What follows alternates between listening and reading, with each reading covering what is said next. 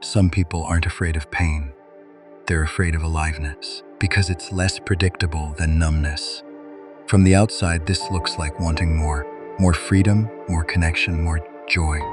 But underneath is something quieter. The moment life turns vivid, something inside starts tightening instead of opening. A restlessness with no clear cause. An urge to distract yourself right when things go peaceful. A pull to step back just as a moment becomes meaningful. Afterward, people call it overthinking or anxiety. But before it has a name, it's just the body quietly backing away from something beautiful.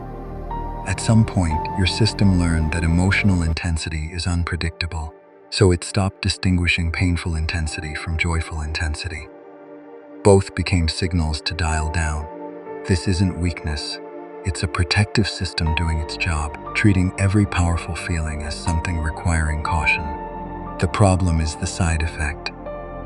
The very thing you've spent your life chasing can feel unsafe the moment it arrives. Most people think they're avoiding unhappiness. They're actually avoiding what happiness asks their nervous system to tolerate. Picture someone finally reaching a goal they've chased for years. For a second, they feel the fullness of it. Then the mind interrupts, not with failure but with anticipation. What's next? How long will this last? What if I lose it? The achievement isn't undone by disappointment. It's undone by the question that follows too fast behind it.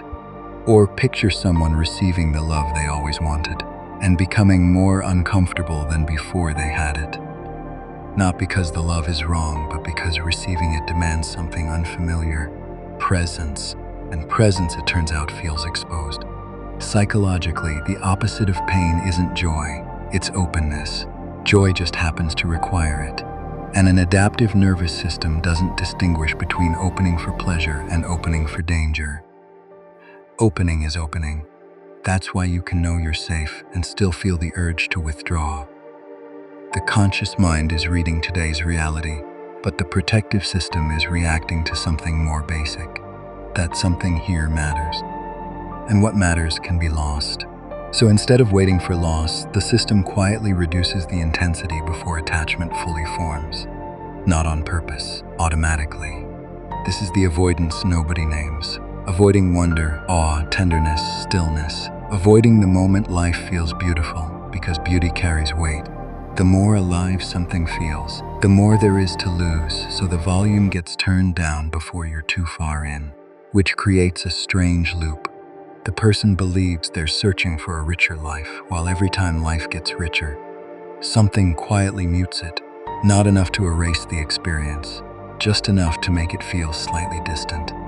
So they keep chasing bigger moments. A new relationship, a new city, a new version of themselves. If the feeling never fully lands, it seems logical to assume the circumstances are still incomplete. But sometimes nothing is missing. The experience is already here. It's just being filtered. This is also why the standard advice, slow down, be present, practice gratitude, often falls flat. The moment was never the problem. The difficulty starts the instant the moment becomes emotionally real. Presence isn't just noticing what's here. It's staying with what's beautiful without immediately bracing for its disappearance. For a system trained to soften intensity, that's the vulnerable part. Not the happiness itself, but the tolerating of it without turning it down. Many people spend years believing they're searching for more life, without noticing how skilled they've become at experiencing it from a slight distance. Close enough to touch, not close enough to fully feel.